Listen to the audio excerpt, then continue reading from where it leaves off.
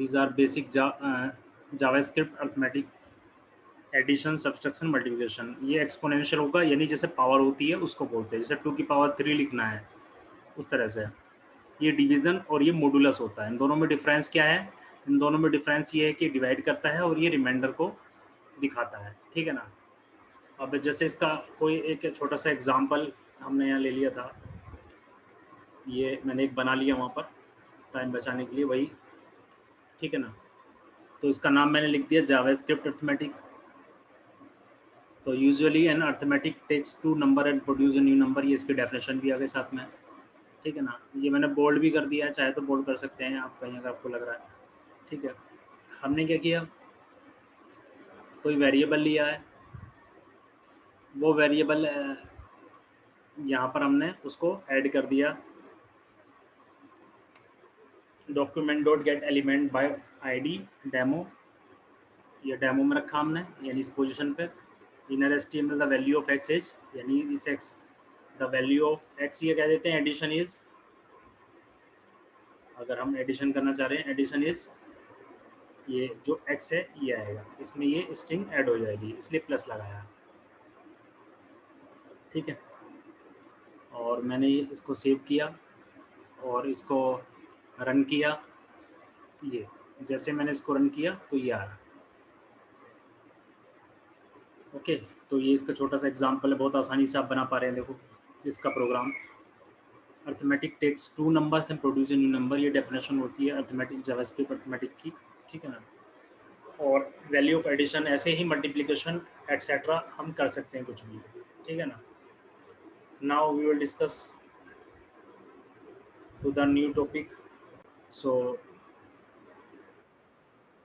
JavaScript assignments के लिए जैसे हमने ये यूज़ किया, तो यहाँ पर जो ये इसका मतलब होता है, इसका मतलब ये होता है कि x बराबर वही एग्जाम्पल है, तो इसका मतलब वही है जो डेली लाइफ में हम लोग करते हैं ना, x बराबर वाई, कोई चेंज नहीं है। लेकिन अगर ये इस तरह का होगा, कोई दूसरा +0, तो इसका मतलब ये होता है, जैसे ये लिखा हुआ है किसी प्रोग्रामिंग में जो हम प्रोग्राम करेंगे, जैसे तो x plus is equal to Y, तो इसका मतलब ये होगा कि x is equal to X plus Y, ये इसका मतलब होता है, ठीक है। ठीक है, जावास्क्रिप्ट में, पाइथन प्रोग्रामिंग में भी यही होता है, ठीक है। सिमिलरली अगर -0 है तो ये आप समझ गए होंगे, तो इसको हम लिखेंगे x minus is equal to Y, और यहाँ पर हो जाएगा x is equal to X minus Y etcetera. ऐसे ही आप समझ गए, मल्टीप्लाई भी आ सकता है, डिवाइड भी आ सकता है। मल्टीप्लाई का भी यूज़ होता है काफ़ी, जैसे कि अगर इस तरह से लिखा होता है तो इसका मतलब एग्जाम्पल ये हो गया कि X star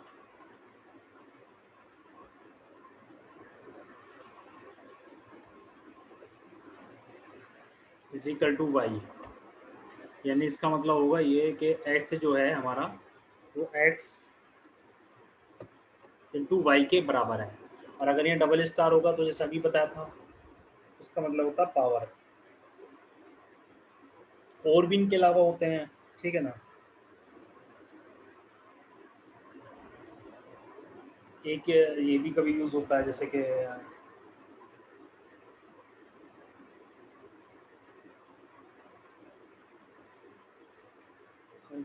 Saint is equal to, इसका एग्जाम्पल होगा इस तरह से, अगर कभी दिया होगा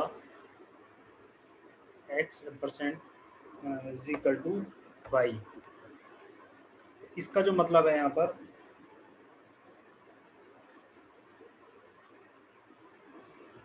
वो होगा कि x जो है, हम x एंड y, इस तरीके से हम इसको कंसिडर कर रहे हैं, ठीक है। तो एटसेट्रा, इसके अलावा जैसे ही कोई आएगा तो हमें आइडिया हो जाएगा, अगर हमें ये पता है कि किस तरह से यूज़ करना है, तो उसी तरीके से हम उसका यूज़ कर सकते हैं, ठीक है। ये अगर हमें इसका बेसिक आइडिया है, ठीक है, ओके। अब जैसे कि हम कोई क्वेश्चन स्टार्ट करते हैं, एग्जांपल पे चलते हैं।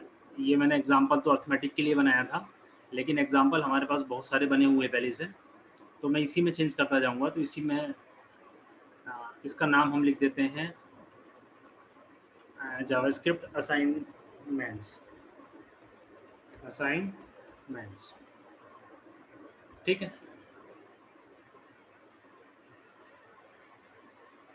और यहाँ पर हम इसका एग्जांपल ले लेते हैं, मान लिया यहाँ पर, ताकि याद रहे, कोई इस तरह से ले लेते हैं हेडिंग 1 करके या हेडिंग 2, कुछ भी, हेडिंग 2 लिख देते हैं चलिए। और हेडिंग 2 तो ऊपर भी था। तो जैसे हम बता रहे हैं इस वाले ऑपरेटर का कोई भी एग्जांपल ले लेते हैं, एक जैसे का ही थे ये। जैसे ये वाला ऑपरेटर बहुत यूज होता है, प्लस इक्वल टू ऑपरेटर,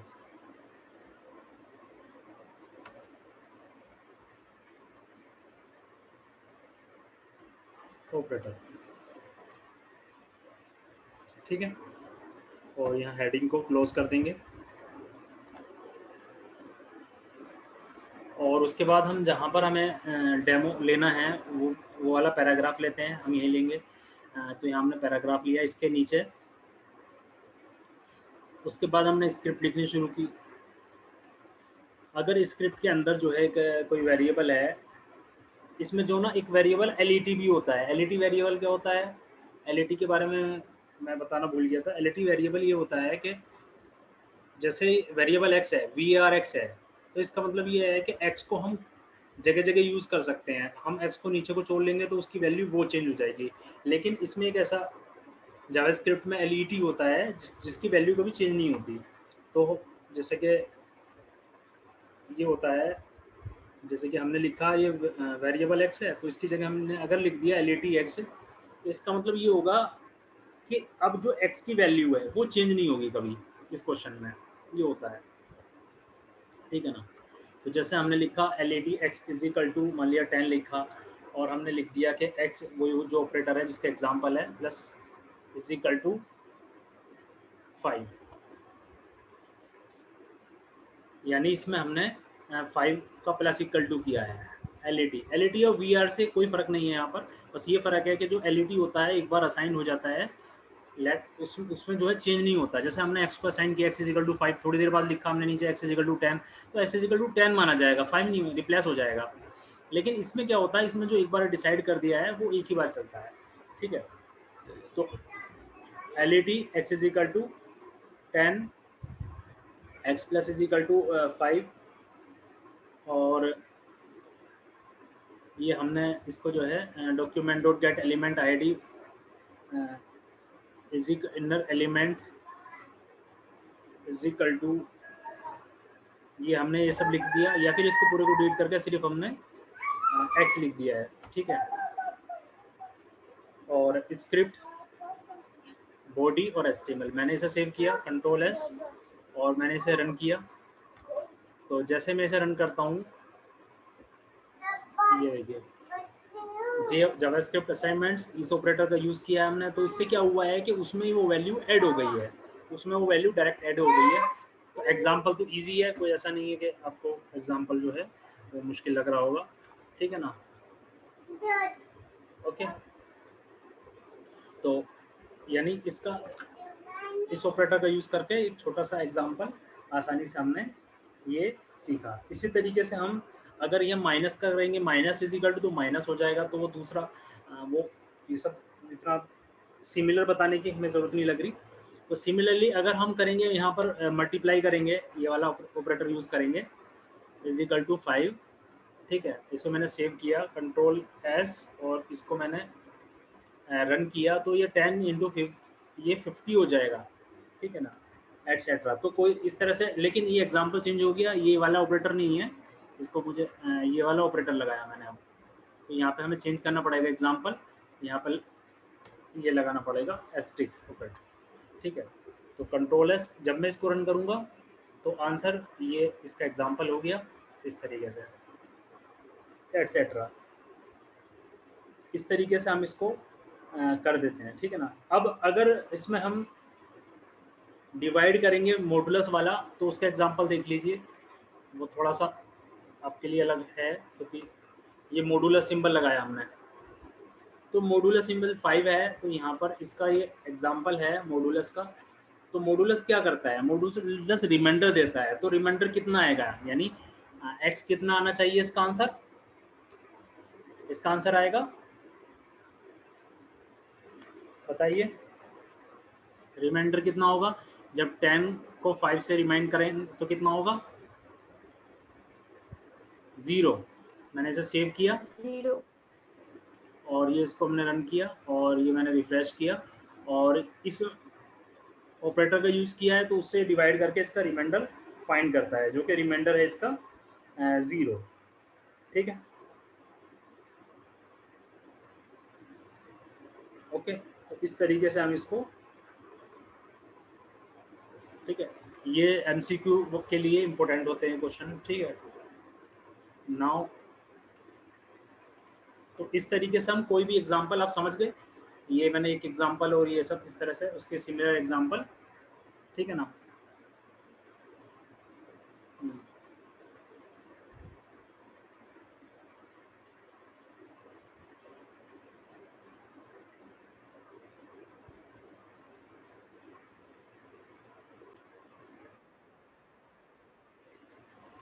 अगर हमें यहाँ पर कोई फंक्शन लेना है, उसका कोई भी हम नाम ले सकते हैं, माई फंक्शन, और हमने यहाँ पर कोई वैल्यू ली है, मान लिया P1 कोमा P2,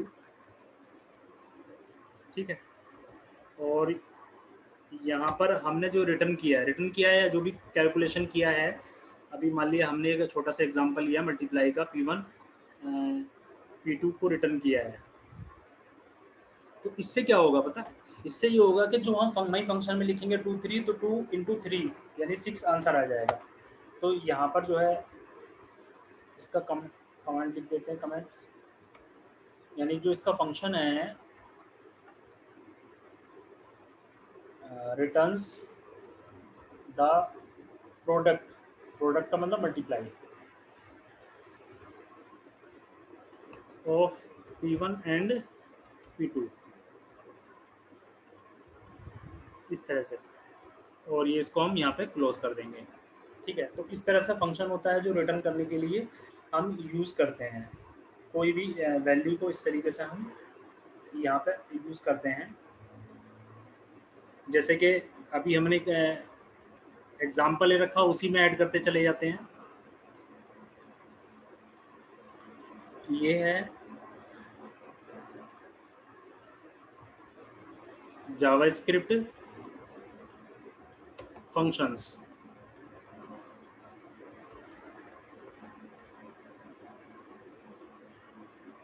यहाँ पर हमने लिया एग्जाम्पल,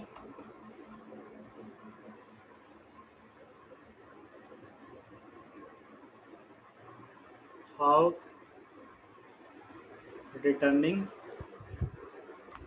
इन द फंक्शन, यानी फंक्शन में कैसे रिटर्न होता है वैल्यू।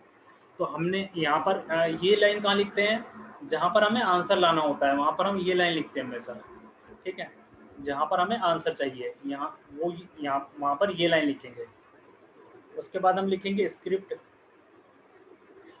हमने अभी एक लाइन का कोड लिखा था, वही यहाँ से कॉपी पेस्ट कर रहे हैं, लिख रहे हैं। तो हमने ये लिखा था वहाँ पर कि एक फंक्शन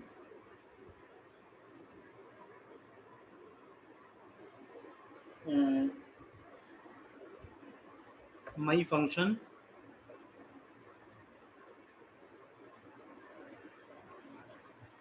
P1 कोमा P2, और यहाँ हमने लिखा रिटर्न। क्या रिटर्न का मतलब होता है कि इस आउटपुट को बाहर भेजना, यानी फंक्शन में भेजना, P1 इंटू P2। ये हमने document dot get element ID demo. हाँ, यहाँ पर क्या करेंगे, एक्स का कुछ नहीं है, यहाँ पर क्या लिखना होगा, आप ध्यान से देखिए। यहाँ पर हमें लिखना होता है, यहाँ पर जो हमारे फंक्शन का नेम है, यानी माई फंक्शन, और यहाँ पर दो वैल्यू होगी जो हमें रिटर्न, जैसे मान लिया हमने कुछ भी 5 6 लिख दिया, तो इसका मतलब क्या है, P1 ऑटोमेटिकली P1 में जाएगा 5 और P2 की जगह जाएगा 6। ठीक है, जैसे ही ये रन होगा और वैसे ही रिटर्न करेगा आउटपुट यानी ये जो फंक्शन है ये क्या करेगा, इस फंक्शन की वजह से ये यहाँ पे जाएगा और यहाँ पर 5 6 दिखाएगा यानी 30, और 30 इसका टोटल आंसर 30 होगा, यानी 30 इस पूरे की जगह 30 आएगा। मतलब आप ये समझ लीजिए जैसे ये डिलीट है और यहाँ पर 30 लिख दिया, ये मतलब है। ठीक है, तो ऐसे ये तो सच में डिलीट हो गया, वापस नहीं आ रहा, तो मुझे दोबारा लिखना पड़ेगा फंक्शन माई फंक्शन और P1 P2